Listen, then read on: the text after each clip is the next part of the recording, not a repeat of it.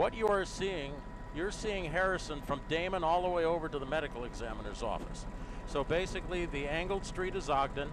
The street on the right side in the picture here, they've lined either side of Damon, just to the south of the Eisenhower, and then Harrison there leading over toward the medical examiner's office, and then to the upper left corner is Mount Sinai. So all along the route, there are officers everywhere. So let's go ahead and push back in towards Mount Sinai in just a minute. If you want to tilt down just a little bit, Camille, tilt down just a little.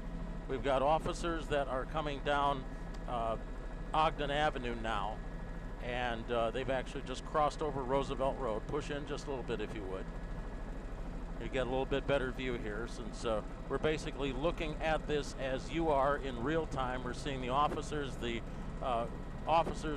essentially from the 8th District that will be closest to the ambulance as they are bringing their fallen comrade down Ogden Avenue. Now, yes.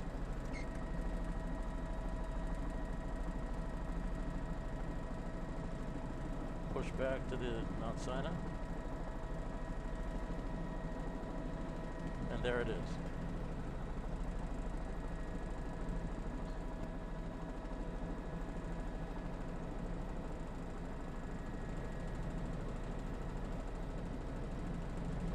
This will be fine. Right here's perfect.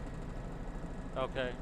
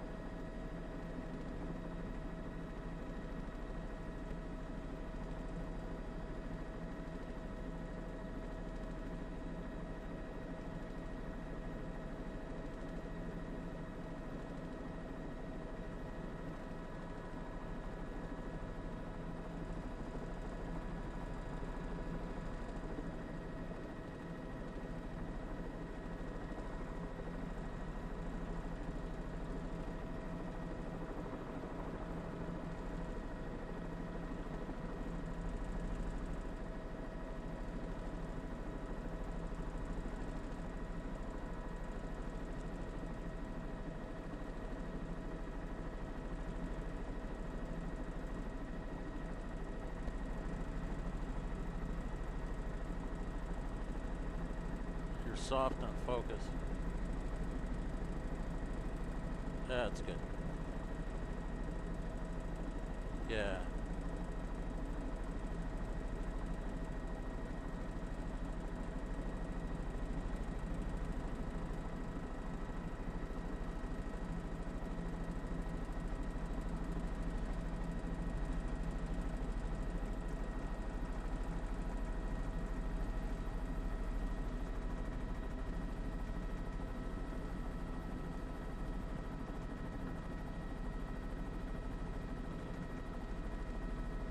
Just keep it right here. Don't move.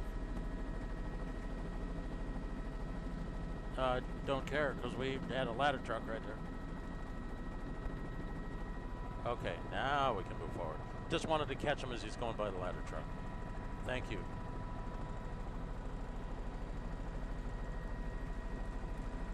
And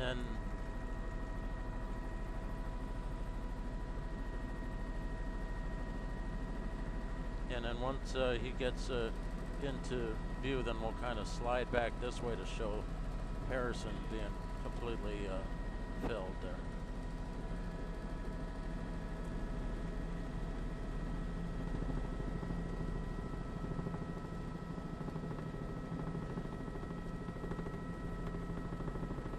About 1, 2, 3, 4, 5, about 6 blocks. They'll be there in just a couple of minutes.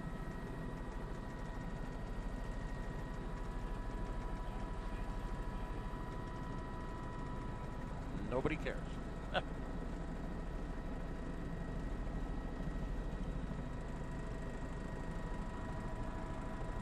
Well, right now the procession has crossed Roosevelt Road, and this is coming northeastbound on Ogden Avenue. So we're approaching the head of this procession here in front of the ambulance. About 4 or 5 cars in front is approaching Damon, and is going to be making that quarter turn on the Damon, and then going to be going north just a block, and then hanging a left on turning left onto Harrison to get back to the medical examiner's office. Now we're going to widen out the shot here just a little bit, and we can shift back a little bit to the south here. We're going to show that there are dozens and dozens and dozens of squad cars that are lined up here on the cross streets leading to the medical examiner's office.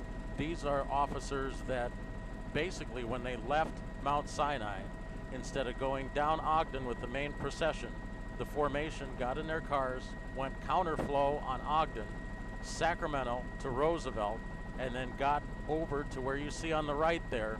They have lined the whole street. So we'll go back toward the ambulance now, as the ambulance is just making its way with the body of the slain officer to Damon. It's going to be making the turn northbound now. And there's the turn as the superintendent is in the front seat of the ambulance, is what we've heard. We've got command officers, command staff, the 8th District on either side of this ambulance. This ambulance, which at very near the top of 5 o'clock, took this officer to Mount Sinai Hospital. And you can see there's an engine company that is rendering honors. And now as the ambulance turns west on Harrison, we're going to just let the shot speak for itself. The Chicago police helicopter is overhead. Occasionally you may see a shine of a light down there, but you can see leading all the way over to the medical examiner's office, that ambulance with the reflective coating in the back, bright white against all of the blue. And it is bumper to bumper, shoulder to shoulder, officers outside their squads, officers formed up at the medical examiner's receiving point, ready to render honors. Anytime the ambulance would pass by, whether a fire company or police officer out in the street, they would come to attention. Their hand would raise in a hand salute as a hero is passing by. We lost a good man, and he is being taken now to the medical examiner's office as a matter of course. This is part of the protocol. And as you can see, we've been talking about the 2 raised ladder trucks with the colors of our great nation that many people have fought and died for, have believed in. The flag that stands for freedom, the flag that stands for our right to be who we are. And here in the city of Chicago, that officer died protecting us and protecting a family, trying to make it better for somebody. And now the ambulance will pause for just a moment as the lead cars get into position. The ambulance will be very shortly making the final turn to get into the parking lot and the receiving bay at the Cook County Medical Examiner's office, pausing under the flag of the nation as it waves in the breeze. We've got a wind out of the west right now. The upraised ladders of the Chicago Fire Department saluting a fellow public servant. Been a lot of said about police and fire department. Some good-natured joshing back and forth. There are many families where some are cops, some are firefighters, but they're all a family. And this shows in no uncertain terms that everybody is on the same page. We're all on the same team. Everybody is here to show support, show strength, show unity, and show the world and Chicago that it counts what you do.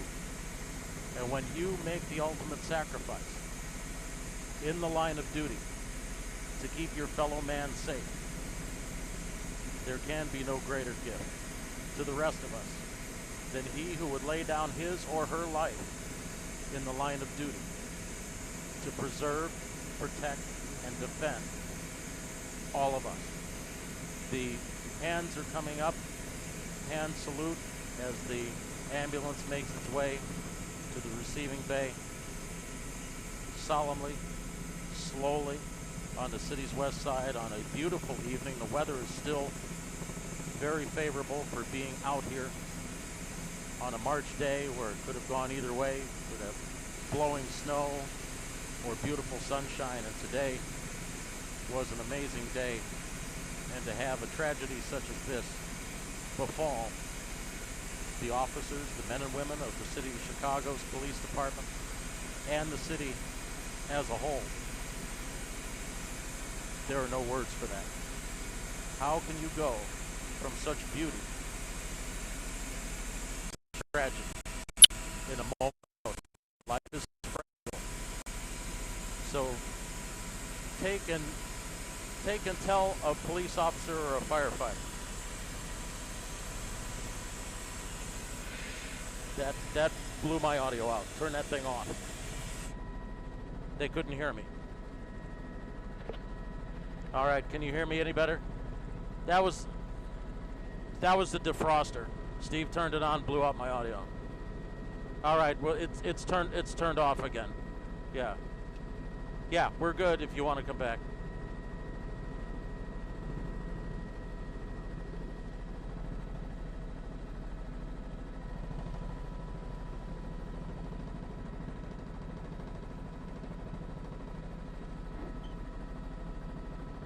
I'd show the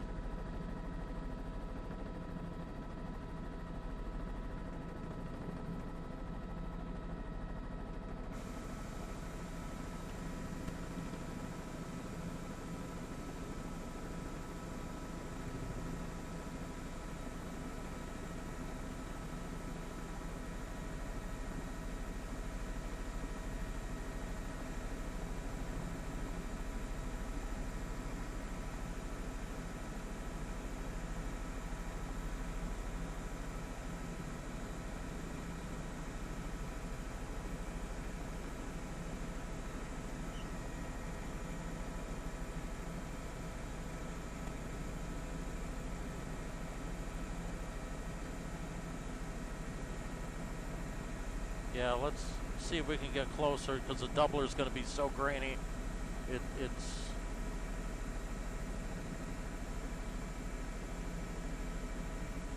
going to take a few minutes. Everybody has to form up. Yeah, it's better. We'll have to physically get in position.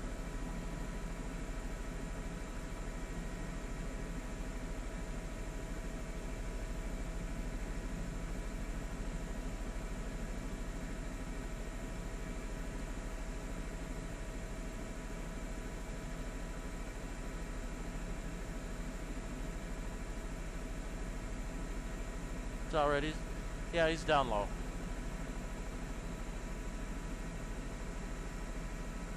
Yeah, this would be right in here would be the best angle right here.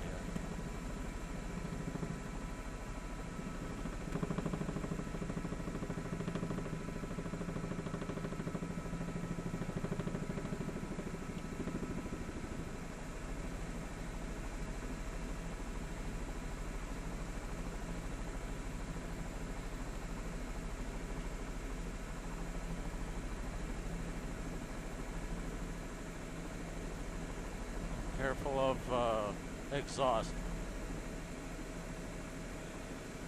Yeah, you're blowing exhaust into it.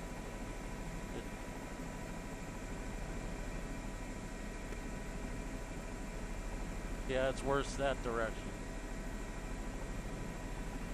Yeah, it's good there. Yeah, if you can take a bunch of right foot in it.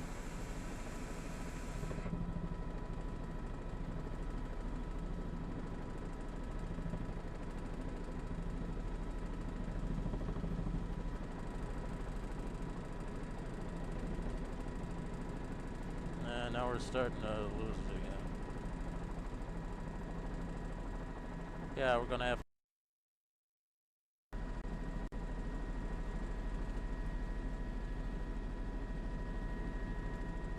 Yeah, we'll have to get close to the building. We got that overhang right there. So this is a very, very...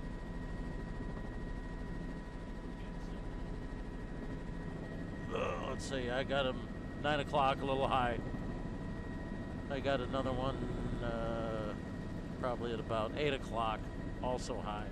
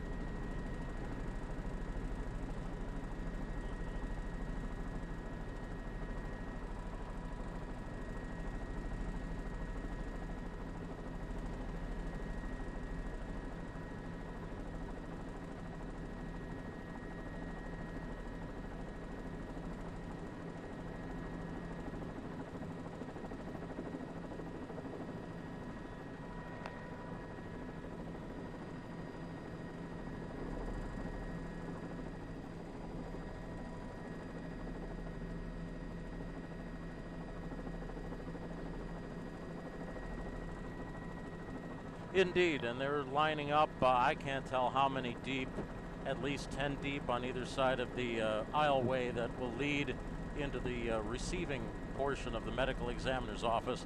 The ambulance coming in a little while ago through the gates, which were raised, the security gates here at the medical examiner's facility, and has pulled into a bay, and they're preparing to get everybody, once they're in position, they'll open the doors, render honors, and the body of the slain officer will be taken inside the medical examiner's office.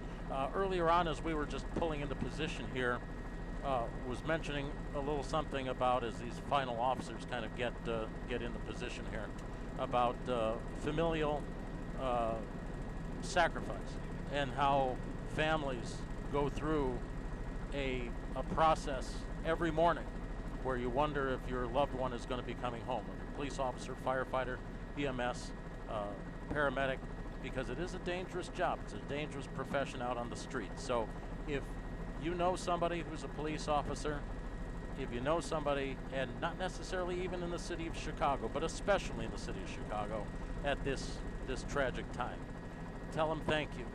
Tell them that we think about you every day and that we really cherish the fact that you have taken the steps to get the training, to enlist your services for the good of all of us. Everybody who drives on the street, walks on the sidewalk, commutes every day, in and out, just because you live out in the suburbs, these police officers are here for you. They're here to make sure that you're as safe as can be. And when the call comes out and someone calls 911, it's because they're sending out an SOS. They can't handle the situation. They need help. And so the professionals come. And police officers are called upon when there's all manner of people having their worst day ever. And when the police officers come in, there's equal amounts of hope, sometimes that it will get better, and equal amounts of, well, there's some disdain because now the police are here, so it's at a different level. And that is a tough thing to have to do, day in and day out. Every day, when you put on that uniform, you don't know what's going to happen out there on the street. Whether you're writing a ticket in a car or you're responding to a domestic violence situation, things happen. And now, the back of the ambulance that bore this officer to Mount Sinai Hospital earlier today, with hope of advanced care that could save his life, but that ultimately proved futile. The back doors are open. The officers will come to attention, and they will render honors as the body of our fallen officer now leaves the ambulance and makes a trip into the county medical examiner's office.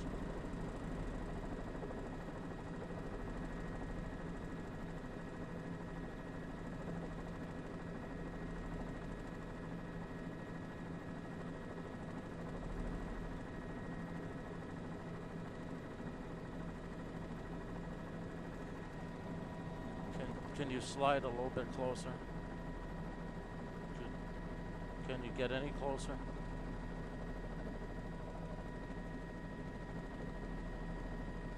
Can you get any closer? Can you get any closer? No, I'm talking about moving the aircraft physically over toward the building. Okay.